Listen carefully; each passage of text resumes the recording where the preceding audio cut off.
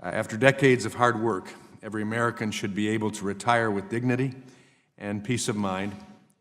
But unfortunately, too many Americans are struggling to save for their retirement years. Now more than ever, we need policies that empower workers to put money aside for retirement. These policies should include strong protections for workers. I was proud to champion a resolution to close a regulatory loophole that would have resulted in countless individuals losing their retirement protections they have long been afforded under federal law. This loophole was put in place by the Obama administration to allow states to force workers into a government-run IRA system.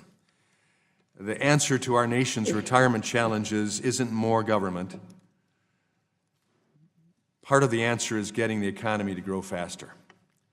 The sluggish economic growth, weak job creation, and stagnant wages we've seen in recent years certainly haven't made it easy for people to save for retirement.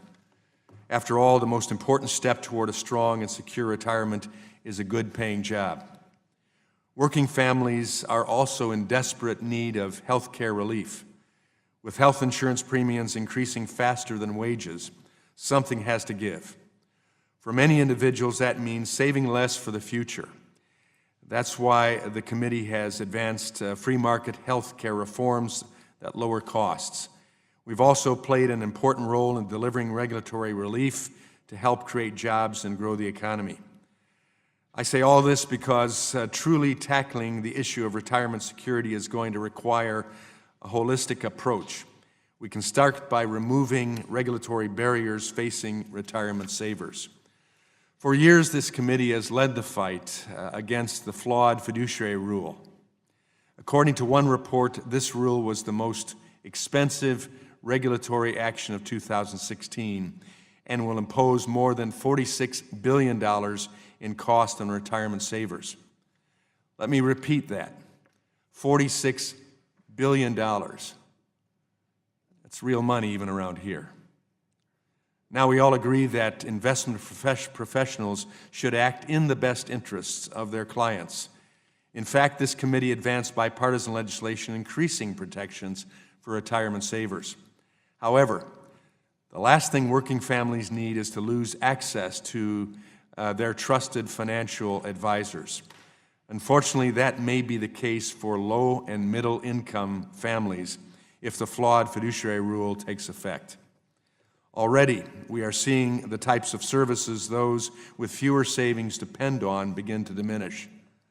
As this trend continues, many individuals will no longer be able to afford retirement advice. They'll be left with robo-advisors or forced to fend for themselves, and even worse, maybe to do nothing at all. It should come as no surprise that the robo-advice industry has come out in full force in defense of the fiduciary rule. An executive of one of the industry's largest firms recently told the press, and I quote, "An expansion of the fiduciary rule would be nice for our business," end quote. Another robo-advisor said, and I quote again, "They are sad that it looks like the rule might go away." There was even a national ad campaign urging the Trump administration to keep this flawed rule in place.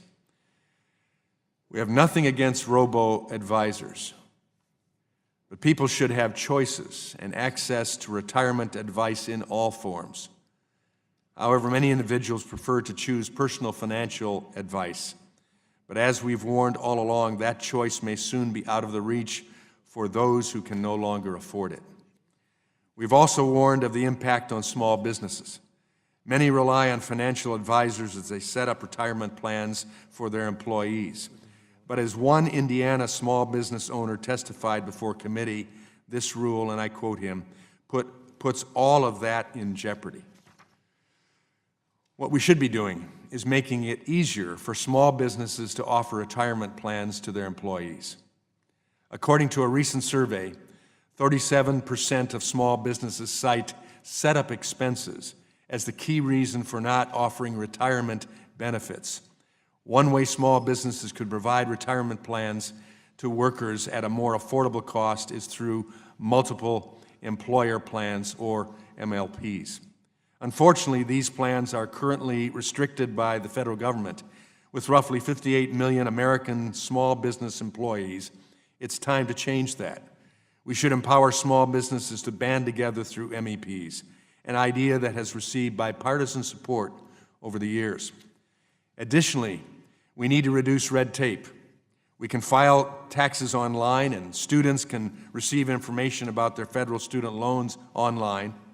Yet the federal government limits the ability of workers and retirees to receive information about their retirement accounts in anything but hard copy. Simply allowing employers to provide information about retirement benefits electronically would reduce the cost of administering retirement plans by an estimated 36%. All of the solutions I outlined have one thing in common. They would all empower workers and families to save more for retirement. Many in this room likely have other ideas as well, and that's exactly why we're here today, to have a thoughtful dialogue on how we can strengthen retirement security for all Americans.